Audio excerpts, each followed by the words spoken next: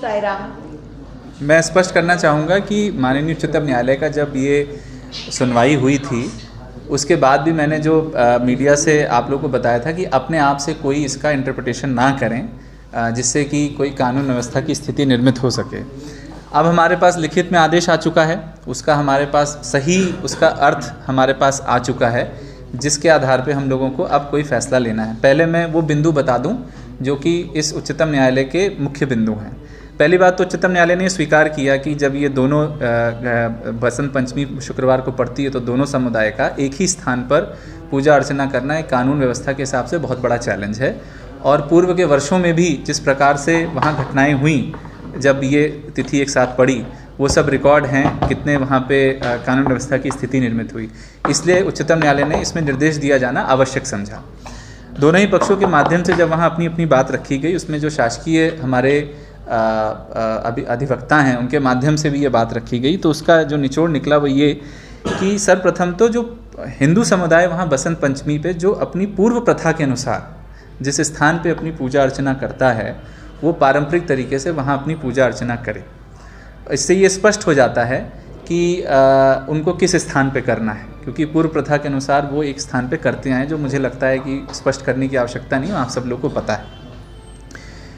ये भी स्पष्ट है इस आदेश से कि दोनों ही समुदायों को पृथक पृथक एक्सक्लूसिव और सेपरेट स्थान देने हैं, जिससे कि दोनों ही समुदाय का जो वहाँ पूजा अर्चना है वो निर्विघ्न चले, जितना भी समय दोनों के पास होता है उसमें निर्विघ्न चले। इसलिए ये स्पष्ट है कि बसंत पंचमी की जो पूजा अर्चना होती है वो निर्विघ्न पूरे दिन तक चलेगी और कोई भी कानून व्यवस्था उससे निर्मित नहीं होनी चाहिए। जब मुस्लिम समुदाय को स्थान देने की बात पे जो माननीय उच्चतम न्यायालय ने जो निर्देश दिए हैं वो बड़े स्पष्ट हैं, और वो ये कहते हैं कि ये स्थान जो है वो एक्सक्लूसिव होना चाहिए और सेपरेट होना चाहिए। इसका अर्थ ये है कि पृथक होना चाहिए उस स्थान से जहाँ हिंदू समुदाय अपना पूजा अर्चन करते हैं, और एक्सक्लूसिव भी होना चाहिए।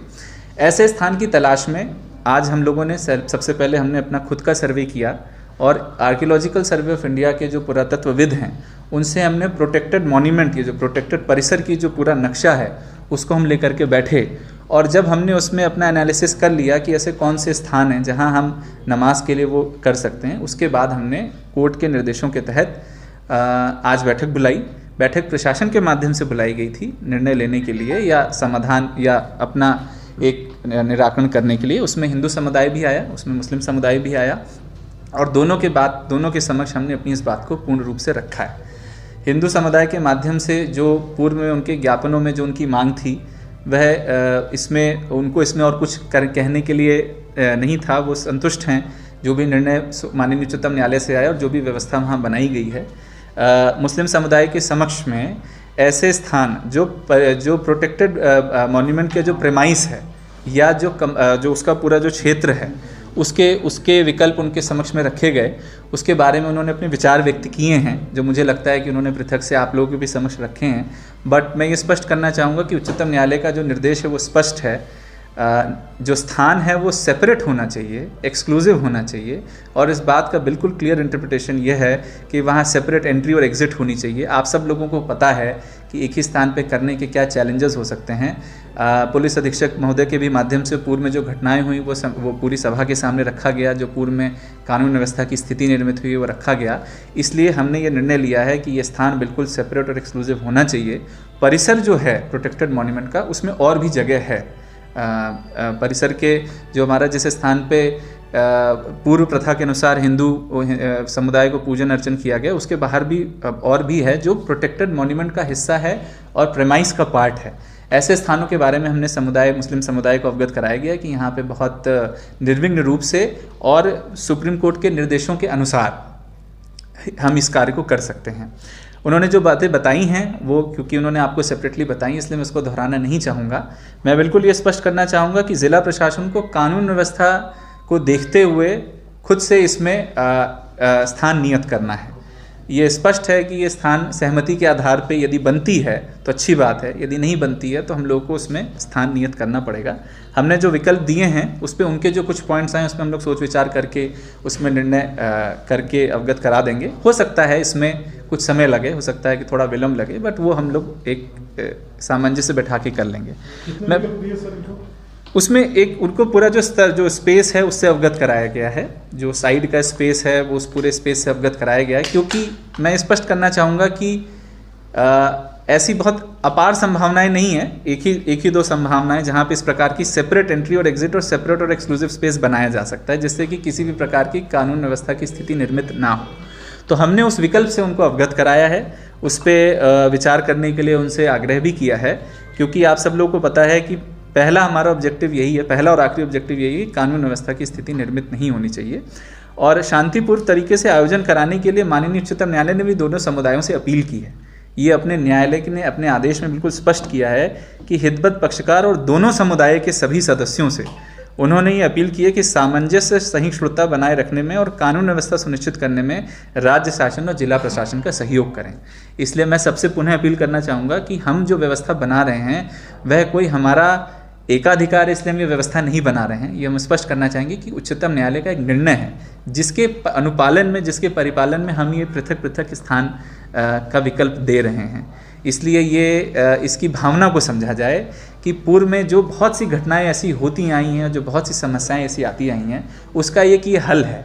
इसमें अपने विचार हो सकते हैं, अपनी सहमति असहमति हो सकती है, लेकिन आप सभी लोग इस शहर के ज़िले के नागरिक हैं। इस बात को समझें कि हमारे द्वारा जो विकल्प प्रदाय किया जा रहा है वह जनहित में है, वह कानून व्यवस्था के हित में है, कोर्ट के कंप्लायंस में है और इस प्रकार से है कि किसी भी प्रकार की कोई वहाँ अप्रिय स्थिति निर्मित ना हो। विकल्प के तौर पर आपने क्या बताया है जगह? विकल्प के तौर पे ज़्यादा जगह ऐसी है नहीं वहाँ प्रेमाइसेस में, क्योंकि बीच का हिस्सा तो वहाँ पूजा पाठ चलेगा। नहीं, प्रेमाइसेस में पूजा पाठ जो है वो सूर्योदय से सूर्यास्त तक। हाँ, पूजा पाठ सूर्योदय से सूर्यास्त तक है, वो जैसे पहले भी चलता है वो चलेगा। बीच में ब्रेक की बात भी कही नहीं, किसी के लिए कोई ब्रेक नहीं है। ना हिंदू समुदाय के लिए कोई उनकी पूजा अर्चना में कोई ब्रेक का विषय है, ना मुस्लिम समुदाय के लिए उनकी पूजा अर्चना में या नमाज में कोई ब्रेक का विषय है। तो नमाज लेकिन 1 से 3 के बीच का ही। हाँ, वो समय नियत है, वो समय नियत। आपकी तरफ से विकल्प हमने जो प्रोटेक्टेड मॉन्यूमेंट की सीमा में जो और साइड में जो विकल्प हैं वो उनको दिए हैं, उनको प्रदाय किए गए हैं।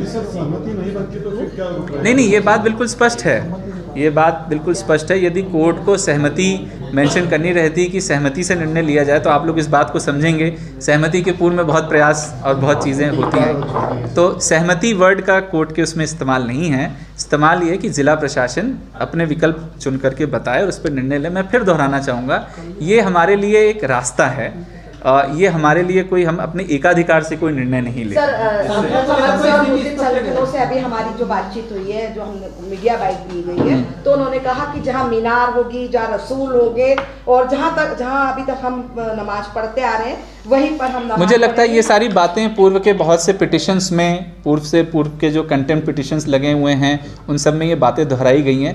ये विषय वस्तु नहीं है आज के डिस्कशन की। विषय वस्तु केवल इतनी है कि पृथक पृथक सेपरेट और एक्सक्लूसिव स्थान होना चाहिए जिसकी सेपरेट एंट्री और एग्जिट होनी चाहिए। उसके लिए हमने प्रेमाइसेस में जो जगह उपलब्ध हैं उनसे हमने अभी अवगत कराया है। सहमति और असहमति का विषय से ज़्यादा महत्वपूर्ण यह है कि कानून व्यवस्था की स्थिति नहीं बिगड़नी चाहिए। आप सब लोग इस चीज़ को समझें।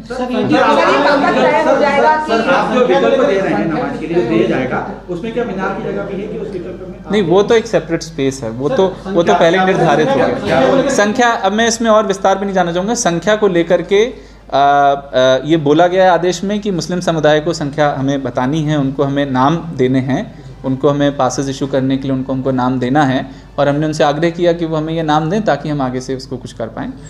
आई थिंक दैट उच्चतम न्यायालय के आदेशानुसार देखा जाए तो जो पुरातात्विक धरोहर है उसकी रेडिएशन तो 100 मीटर तक रहती है, तो 100 मीटर के दायरे में भी अपन कहीं मैं और आप भाई ये इंटरप्रिटेशन के लिए नहीं है। सर, ये प्रोटेक्टेड मॉन्यूमेंट के प्रीमाइसेस वो हैं जो ASI बताएगा। ठीक है, जल्दी हमने तो उनको विकल्प दे दिया है और हम अपना ठीक।